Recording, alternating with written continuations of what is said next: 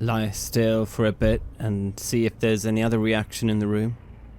No, everyone else is either asleep or pretending to be.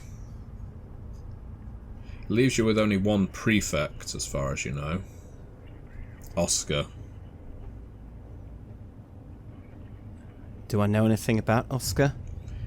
Other than the fact that he appeared friendly when he was introduced on stage, you didn't have a chance to speak to him.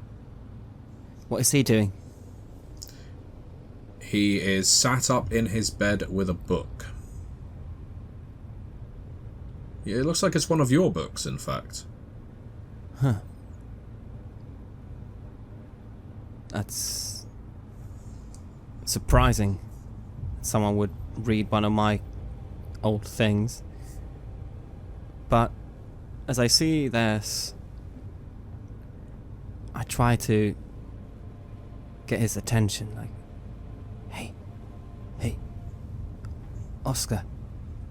He looks up, he smiles, he closes the book. You see he was reading the Brothers Karamazov.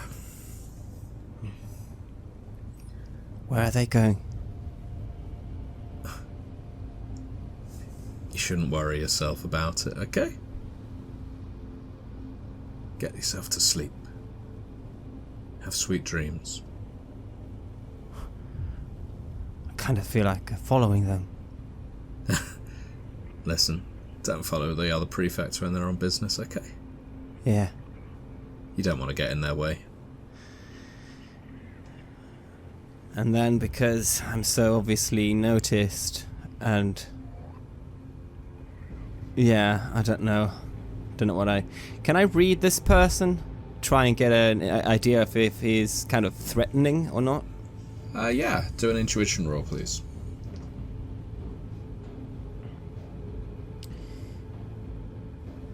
Let's see, so I roll a 5, so I kind of relay inadvertently that I'm trying to size this guy up. Perhaps it slips out a bit.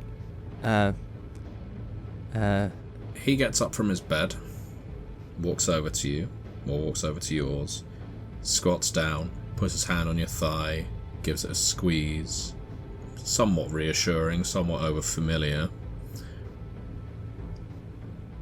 Listen, mate. You're new here, and that's cool, that's fine. Everyone's new here once. But when I tell you not to follow the other prefects around when they're on business, it's good advice. I'm not gonna threaten you. If you want to follow them, you can. But if you do, and you come back with a black eye or worse, well, you can't say I didn't warn you. Alright, I gotcha. Like I said, your best bet, get some sleep tonight. Tomorrow's going to be a busy day. And you want to be awake for that. Yeah, sure. Thanks. Enjoyed the book. Yeah, I just found it. Good. Never read this one before. Good for you. No, it's alright. I won't spoil it. Thanks. Sleep tight. Yeah, you too. And kind of uncomfortably watch him as he leaves and takes his hand off my leg. I'm like, ugh, I get this sick feeling in my stomach. But I will do as he says.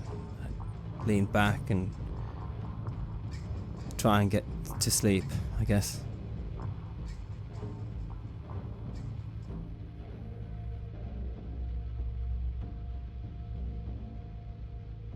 Listen, pal. Didn't you hear what the tannoy said to you when you were in that sweetie shop? There is no stealing from the Nova Mal.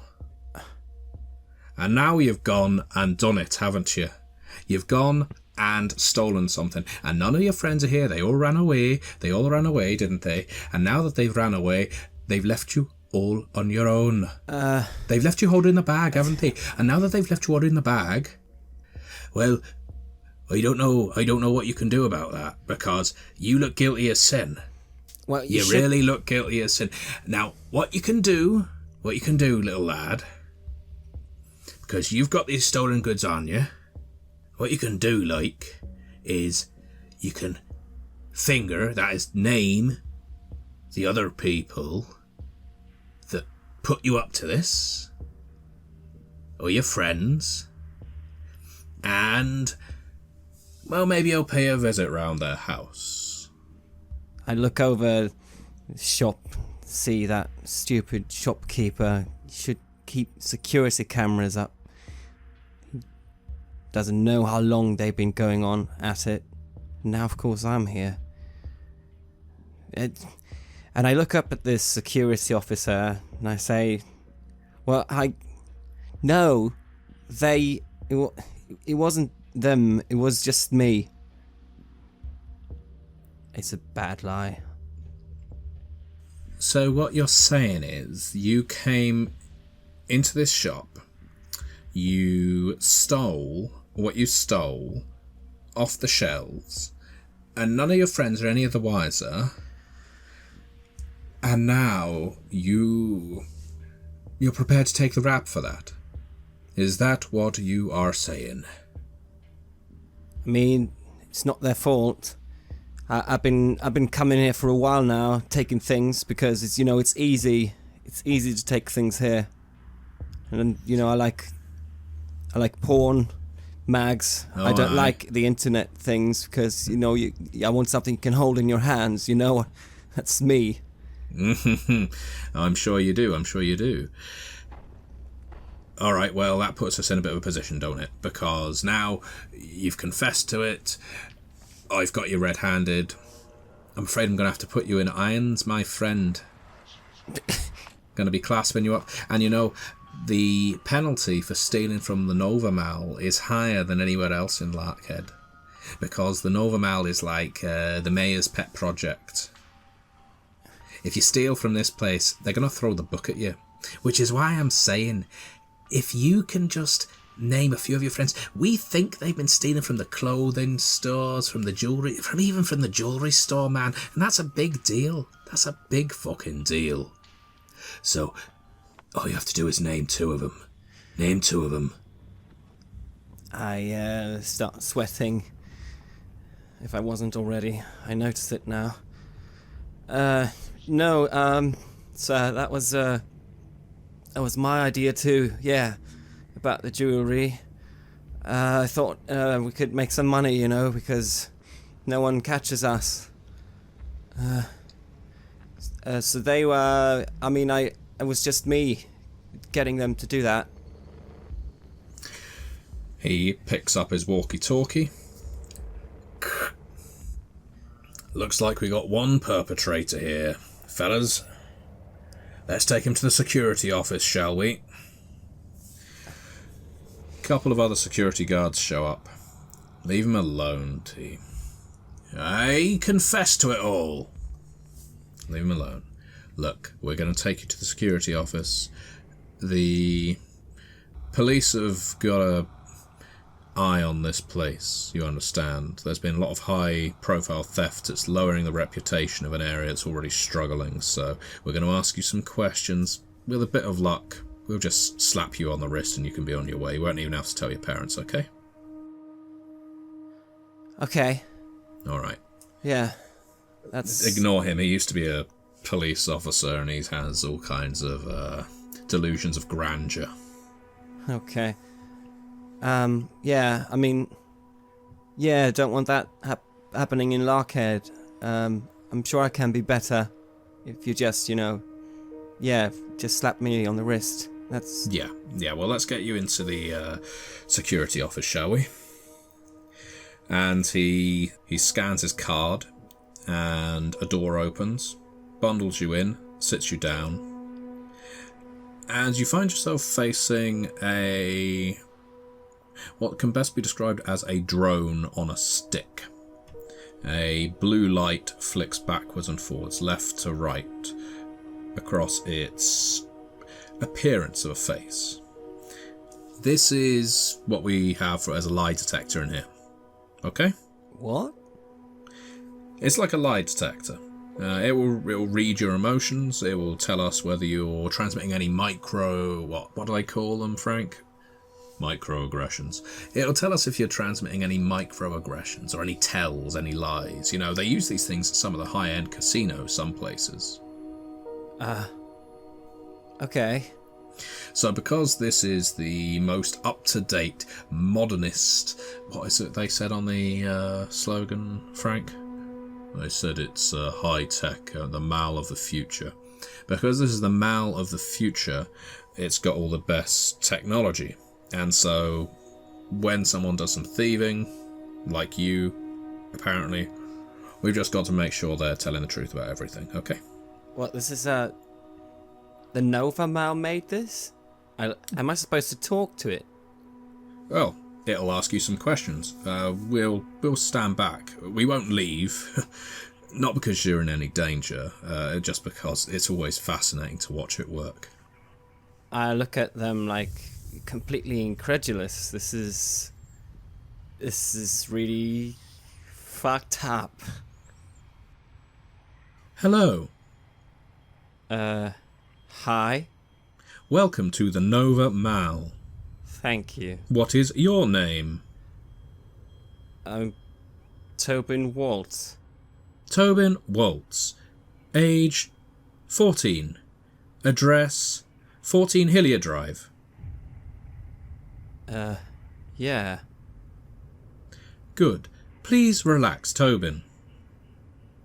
Okay, and I look at the security guards. They're smiling. One of them gives you the thumbs up.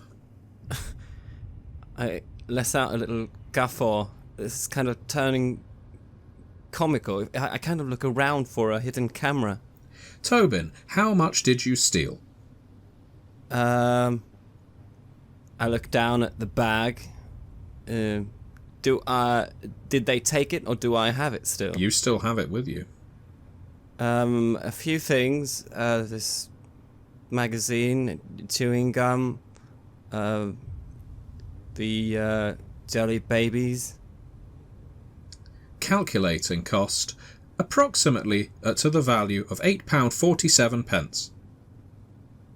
I guess. You guess. There is no stealing from the Nova Mal. No. I'm sorry. Were you acting alone? Yeah. Were you acting alone? Yeah. Were you acting alone? Kind of. Were you acting alone? No, but it was... Thank you.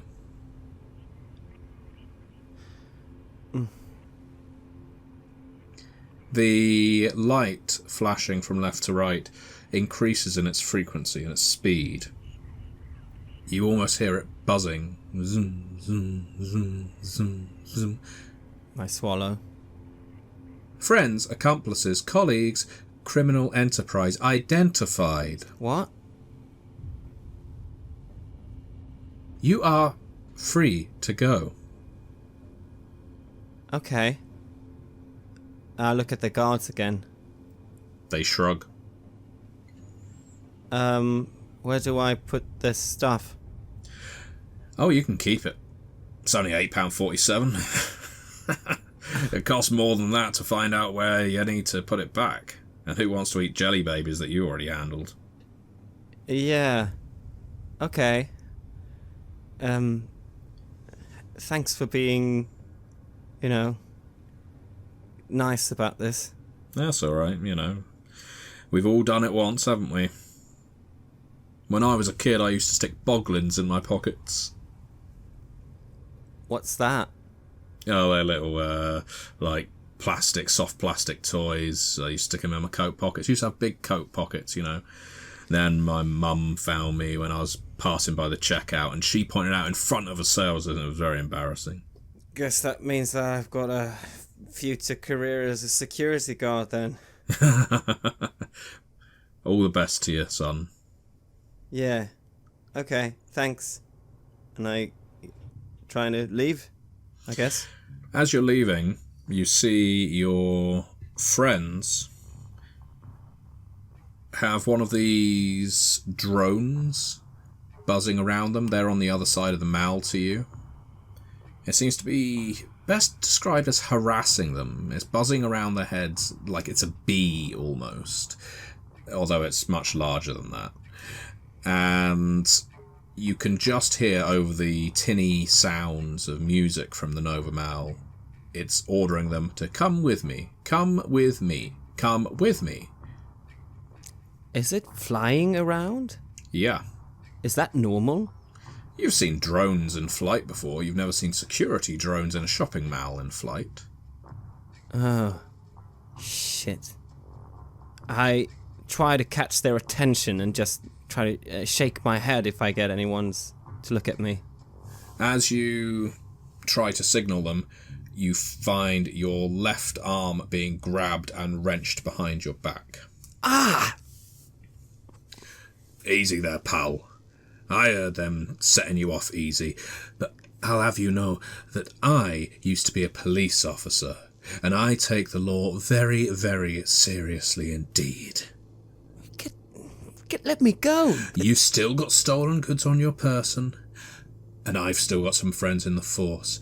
There's somewhere that we put children like you, children who don't obey the rules. You can have the stuff, I don't care. It's too late now, it's contaminated. You follow me. Alright? In fact, you don't follow me. I'm going to twist your arm and you're going to walk in front of me. Don't worry about your friends, they'll be taken care of. I don't really try to resist, but because he's much stronger and bigger than I, and he obviously knows what he's doing. It wasn't them, I told you, it was me.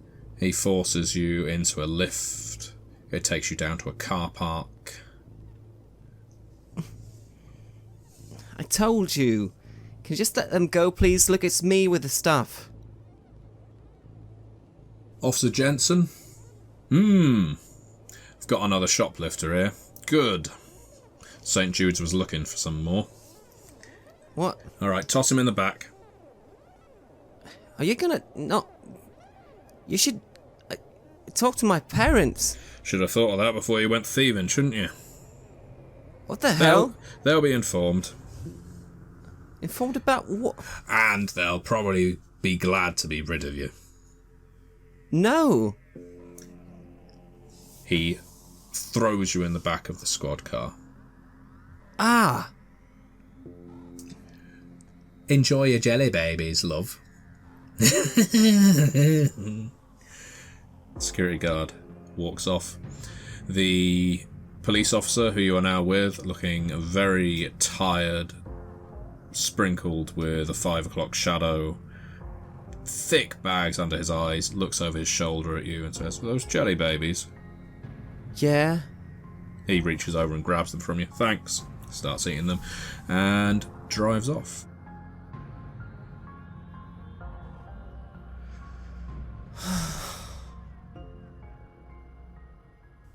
Damien, you're the last one asleep.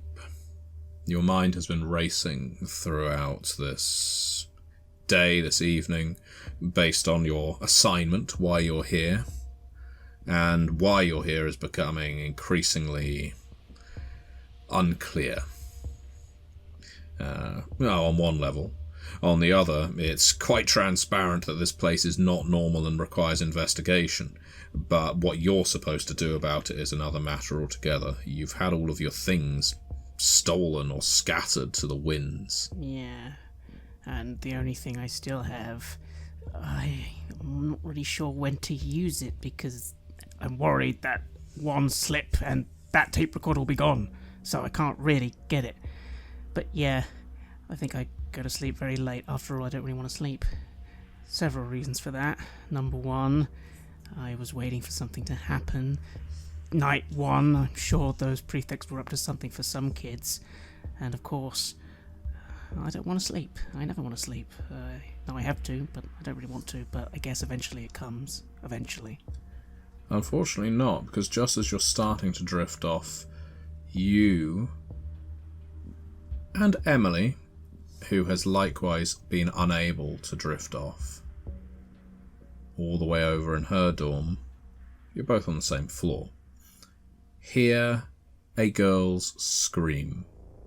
Just 30 minutes earlier, Emelie, you saw Aaliyah, that awful prefect, leading Jackie McCann, the girl who had stolen your pizza, out. They seemed to be laughing with each other. And presumably because you thought both of them were despicable, there was not really an automatic inclination to follow. If anything, it helped you rest a little easier, the fact that they weren't in the dorm anymore. But now, just as you're drifting off, just as Damien is drifting off in the boys' dorm, you both hear this scream. It's a girl's scream. It sounds like a scream of... You're not sure whether it's pain or fear, but it is... a shriek would be a better word. Yes, a shriek. I open my eyes. I don't want to sit straight up because then I don't know what's going on. Someone might notice me. So instead I try and just turn, listening very carefully. Do a perception roll, please. That is 18. Very nice. You can hear a girl crying for help from somewhere. I open an eye. I imagine the room is completely dark, yes? Do I see any movement? It is completely dark. There is some movement, but rather distressingly and depressingly, most of the other children here are just pulling their blankets over their heads. Can I use my my sixth sense to anything here? Yeah, I would say you can. Could you make a soul roll, please? Yes. So if I roll 17, I add my soul to it, don't I? That's quite correct. And I have 4. I get a 21. With your sixth sense, you make a solid, thick, unmistakable attachment to the individual in pain.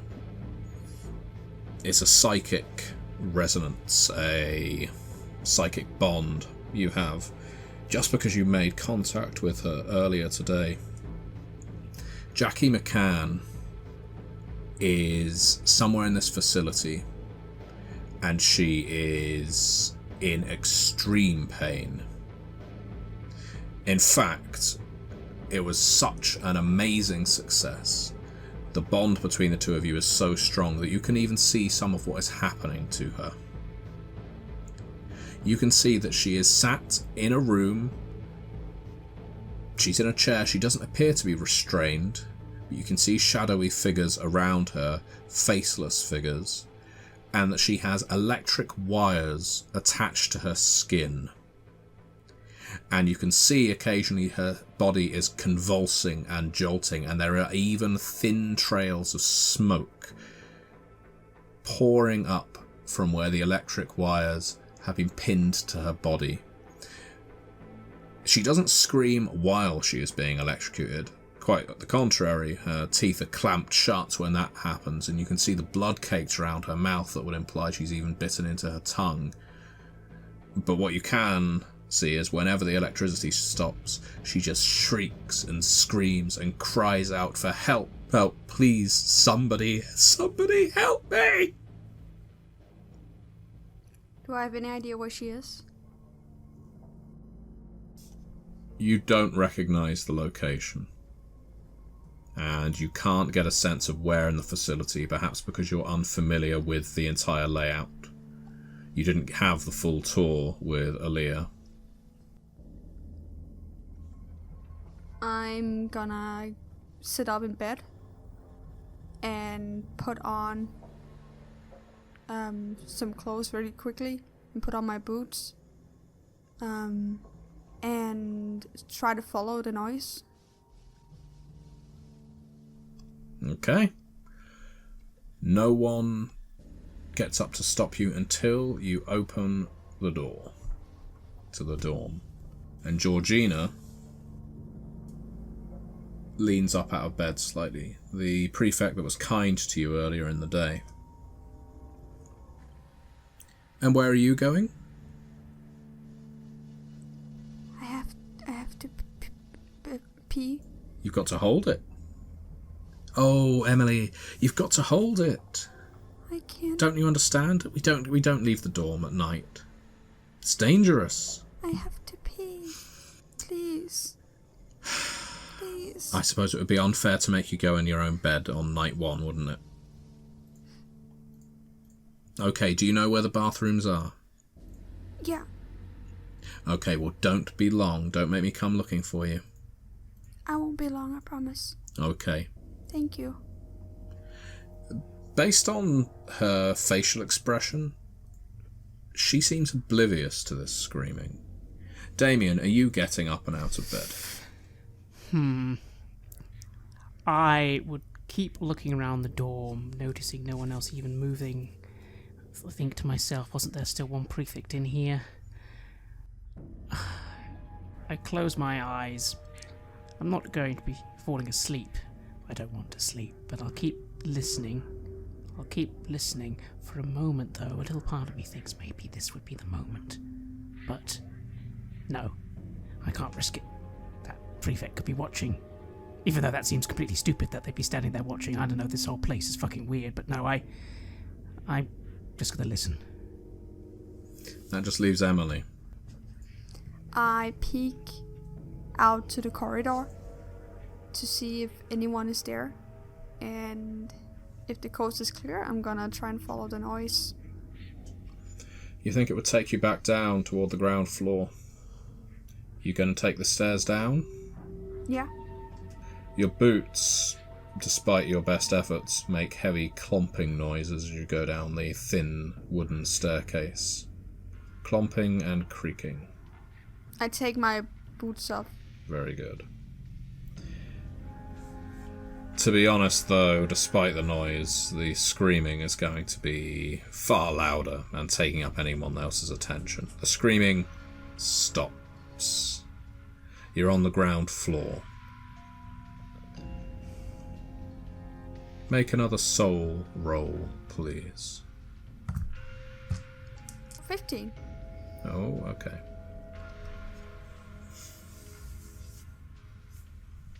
You get a mental shudder, is maybe the best way to put it. It's like a wave buffets you and rocks your mind and takes you in the direction of the north wing.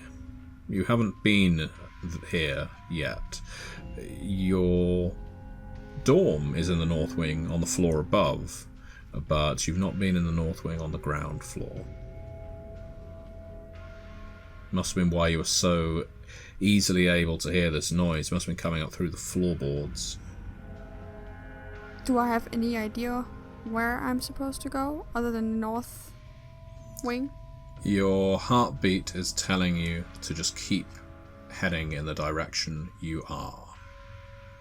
You find yourself entering a fairly well-used part of the facility by the look of it. It's not clad in dust. It doesn't look half-finished or constructed like a lot of this facility. And you can see a door marked with a sign that says Rec Room. As in recreation. Okay. There is a light on from inside. You can just see the light flickering from underneath the door. Can I peek in? You'd have to push the door open. Through the keyhole? Yeah, I'm going to say there's a keyhole. That's a good idea. You get down. You peer in through the keyhole. It's an old door, so it has a large keyhole, the kind that's easy to look through. You can see the chair that resonated in your mind's eye, and you can see on it the slumped form of Jackie, who had bullied you and so many others so horribly earlier today. You can't see anyone else in here. She's still hooked up with a trail of wires.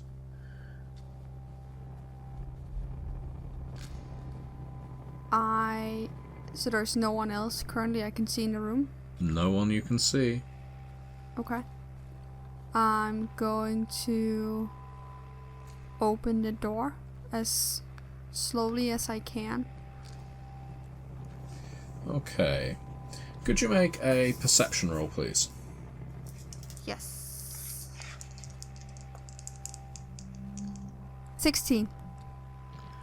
As you're pushing the door, you feel it tug on something gently. Not enough to trigger something, but there is definitely some resistance on the other side of it. Just light, just hair thin, but enough for you to feel it. The door starts crawling with bugs. Your hand is covered in these things. Red fire ants just running up and down the veins, the visible blue veins in your hands, and getting as far as your fingernails and seeming to want to squirm underneath them. I know that it's very important that I don't react with any outbursts right now, although every inch of my body wants to remove whatever is crawling around on me. One of the only ways that helps me to break any delusions I have or any hallucinations is the glass beads in my pocket. There's something about their textile glass feeling and the clacking that just connects me to the real world. So I put my hand in there and close my eyes and try to tell myself that they're not gonna hurt me. I basically try to break whatever hallucinations are going on right now. Could you make a willpower roll, please? Yes.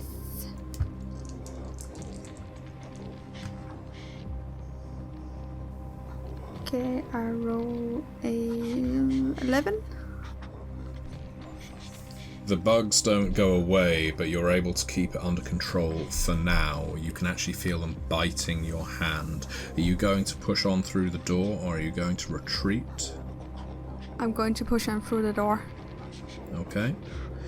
As you push the door, whatever was providing some small resistance on the other side lets out a small click. And there's a sudden discharge of electricity as Jackie wakes up in the chair with a jolt, and you hear it. It's like a science fiction sound effect. A buzz of electricity just jolts into her, and she lets out a and falls from the chair. And then the electricity stops. I stand there for a second, not really having realized what I've done. Then I run over to her and try to see if I can wake her up. There's a grotesque smell of burned skin and hair that's filling your nostrils, filling the room. A room that would perhaps look somewhat joyous if someone wasn't being tortured in it. There's television sets, there's some puzzles, board games. As you scan around, you just see a couple of games consoles on the walls. This would be a positively happy place in a miserable place like this, except for the exposed wiring that's just hanging out the walls and the whine of electricity with nowhere to flow, and her laying on the ground, blackened and red patches on her bare body, smouldering and glassy, charred and scarred. She is breathing, but she is unconscious. Jackie. Jackie. I shake her. Jackie. Wake up. You have to wake up. Walking in to the rec room. It's little Emelie. It's Aaliyah. You won our treasure hunt. You followed the noise all the way to the trapped little rabbit. Do you know what you win? No. You get to choose. You get to choose your prize, okay? Don't worry, the other prefects are just outside. I wanted the chance to talk to you one-on-one first, okay? So it's just you, me, and I guess the pork scratchings on the floor. I think she's really badly hurt. I think you might be right. You're probably right. We should probably get her to Dr. Crow, shouldn't we? Yeah. I tell you what, I'll get her to Dr. Crow if you agree to sit in the chair next. No. Well, here's where you get to choose your prize, Emelie. Either your prize is you get to play in the rec room, or Jackie gets another turn. And if Jackie gets another turn, you go straight back to your dorm and sleep like a good little girl. I look down at Jackie. That looks almost inhuman.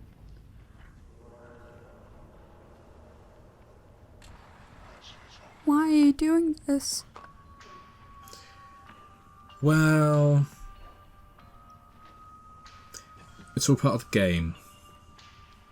When new children arrive, sometimes they like to throw their weight around like Jackie did, and she needed to be taught a lesson, didn't she? You've got to admit she was pretty cruel, pretty nasty. No one really deserved what she did to them. But maybe she's sad inside, and she just needed help. Maybe this will help her get some of that sadness out. No, it's not gonna help her. You're scaring me. I don't like it. There are lots of things in this life to be scared of. But you don't have to be scared of me, Emelie. I told you, I can make your life hell, but you only lose what you cling to. Keep that in mind. It's a good piece of advice Dr. Crow once gave me. You only lose what you cling to.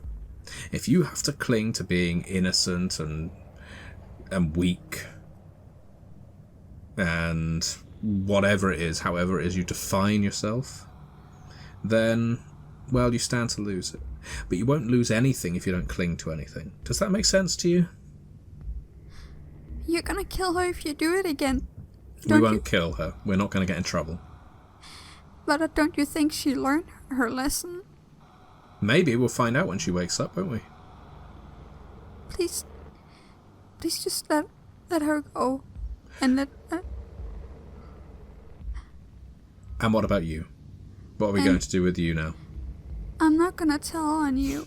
I don't care whether you do. Are you going to take her place? No. I don't think you could take it, do you? I think your little sloth would go up in flames. I look down to the lemur attached to my arm and clutch it close. I don't want to go in the chair. Well, we'd burn the sloth first. No. Okay, well, it's you and the sloth, or it's Jackie McCunt. So, you tell me who's going to get a shock.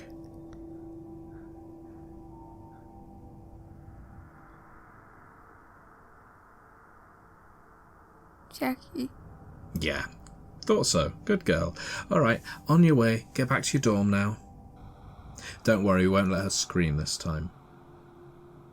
And she holds a stick, which has a long stretch of duct tape attached to it. We'll jam this in her mouth. She won't bite her tongue again, won't break any teeth, and won't make a sound. You'll be able to sleep like a baby. What you're doing is not... It's not okay. Sometimes you've got to torture the pain out of people. Let's call it what it is. I don't think so. You'll find that she is much better come tomorrow. Alright, back to bed. Don't let us catch you. Emelie gets up and looks one last time at the girl on the floor before she walks over to the door. She still has her boots in her hand. Bye-bye. As you leave the rec room, you almost bump into Isaac and Clifford. They're both standing there, both having a chuckle. You're the little new girl, aren't you? Yeah. I made your fat friend run back to the dorm without any clothes on earlier. Someone is trying to hurt Jackie. Oh, we'd better get on that. You get back to bed, okay? Best to sleep. Emelie says nothing, and she walks back. She can't really understand in her world of black and white why people are doing things they're not supposed to do. What makes them harm and hurt other people. She can't really understand the nuances of that. She almost walks back in a trance to her dorm. Okay. And in this time, Damien, I assume you have remained steadfast in your bed?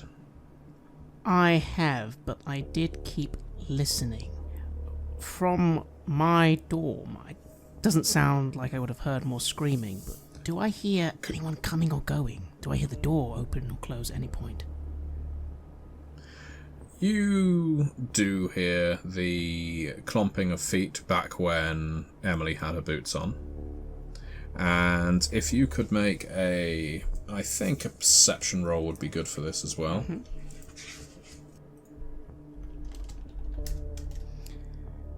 Even though I'm tired, to be honest, this is useful, and again, I don't really want to go to sleep. 15. You've heard some of the conversation downstairs. Again, you're in the north wing, and this conversation was taking place right underneath you. So you've heard snatches of the conversation. You've heard Emelie talking to a girl you don't know. And you heard Emelie being given the choice. When I hear this conversation, and admittedly at first I'm a bit surprised I can actually hear even just a bit of a conversation. Maybe it's the air vents or something, or like a grate, but I can hear it. That's amazing. And as soon as I can hear anything, I try and just very carefully reach for my bag next to the bed and just very gently put my hand into that little compartment, the sewn-up compartment where I can just wiggle my finger in. And at this point, the recorder is idle. Just press record. See if I can get something. Again, it's an old recorder. Part of the reason it's old is because I was hoping that if people do discover it around here, kids these days have no fucking clue how these things work. Hell, even I thought it was stupid until my dad showed me how. And I just press record, and then leave it, and then just pretend to sleep again. Could you make a reflexes roll, please? Certainly. I suppose it could be coolness instead. Yeah, I'm generous. Could you make a coolness roll, please? 13. You reach in, you find the record button. However, clicking it wakes up one of the boys near you, Tobin. He hears you fumbling around in your bag. He was only sleeping lightly. Somehow he managed to sleep through the screaming, but this just sets him over the edge. And At first, I don't really know where I am. I just sit up. I look around. Right. And then I try to understand what was that. Something evoked me. I look around to try and see something in the darkness. You see Damien fumbling around in his bag, and you hear something just so lightly go click. What are you doing? I freeze a little, and realizing someone's heard me. Who's that? Is that Tobin? I think to myself. I kind of just let my hand slip away, making sure that hidden part of the bag is hidden again. And I reach for my book, my notebook, and I sort of slip that out, and I just sort of slip it to my body and just say, nothing, I'm just reading something, trying to read something. What? Go back to sleep, Tobin. I just lean back on my pillow. Sure, I heard something like a click, but I don't know if the other boys have come back now, the other prefects, so I try and turn around and get back to sleep again. I wait a bit, noticing Tobin doesn't respond again, and just swear a little inside and put my notebook back. I think to myself, I can't be risky again. I'll have to just leave the recorder on. It's going to run out of tape eventually, but I can't risk turning it off again. If he heard that, anyone could hear me turn it off, so fuck. But still, all this is happening as I then continue to listen to that conversation all the way to its end. And fuck, I think to myself, did she say Emelie? What the fuck is Emelie doing down there? That stupid girl, what the fuck? Ugh. And then you hear the door to the girls' dorm open and close again. Emelie, you going straight back to bed? Yeah, but I'm not gonna sleep. I think that's gonna be impossible for me. I'm quite traumatized by what I've seen. I've never seen anyone getting hurt as badly as she did, let alone anyone who's been seared and burned. I'm only 11 years old. I have no idea what is going on here, and what I just saw was completely horrifying to me. So I sit in my bed, try not to cry, but I can't really help myself. So I do, but it's in a very subdued, muffled way, so it doesn't wake up anyone else. The most curious thing you find through all of this, if curious is the best word to describe it, is those bugs that were on your hand and pushing their way underneath your fingernails. They never went away during all of this.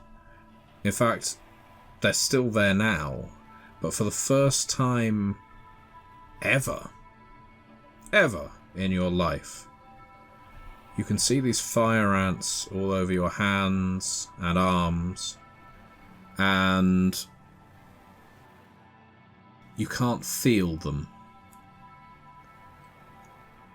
You're just seeing them like they are an hallucination. You can see that they're not real. You can feel like they are an illusion. It's no comfort. This is distinctly odd. But it's almost like the trauma of one thing has taken away from the trauma of another.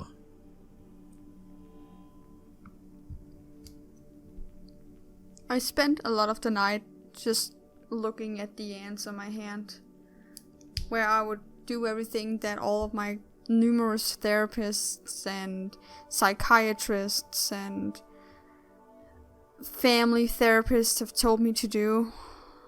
Try all the methods, breathing, accept that they are there, trying to occupy my mind with something else. It doesn't really help. They're just there. And I'm observing them, and I'm pretty surprised that I'm not really feeling anything. So that's what I spent the majority of my night doing.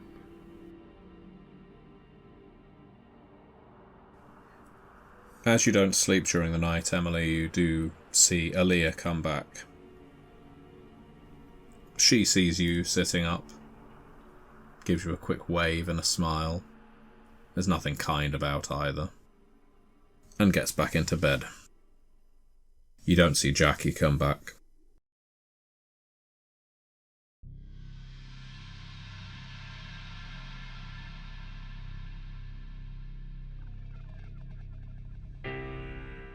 You have listened to an episode of Red Moon Roleplaying, where we played the scenario It Started and Ended with Screams for KULT Divinity Lost, from the upcoming Screams and Whispers scenario collection. The scenario was written by our friend Matthew Dawkins, who was also our Gamemaster. Joining Craig and Hjalmar as players was the talented Klara Herbøl. The music was made by Atrium Corsari and was used with permission from their label Cryochamber. Check out their website at cryochamber.bandcamp.com or their YouTube channel for some moody dark ambient for your gaming table. We would like to give massive thanks to our champions of the Red Moon, Martin Heuschober, Nastasia Raulerson, Simon Cooper, David, Julia, David Hagberg, Camilla and Ludwig Manford for their generous support. And we would of course also like to thank all of our other patrons. Without your support, this show would not be possible. If you want to support our work, please check us out on Patreon. You can get access to bonus campaigns for KULT Divinity Lost and Coriolis there, as well as get early and raw access to all of our recordings. You can also hear your name read on the show as a champion of the Red Moon, as well as play KULT with us. Most importantly, that support is what keeps the show going, so do check us out there. Thank you again for listening, and remember, death is only the beginning.